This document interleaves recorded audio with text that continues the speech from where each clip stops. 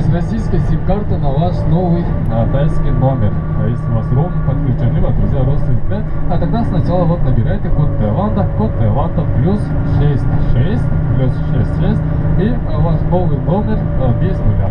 Плюс 66, номер абонента без нуля набирает, и из российской сим-карты, когда вы звоните на тайский номер. Когда вы будете звонить, обычно высветит номер с кодом, да, то есть плюс 66, можете, друзья, прямо тот же номер, прямо можете позвонить.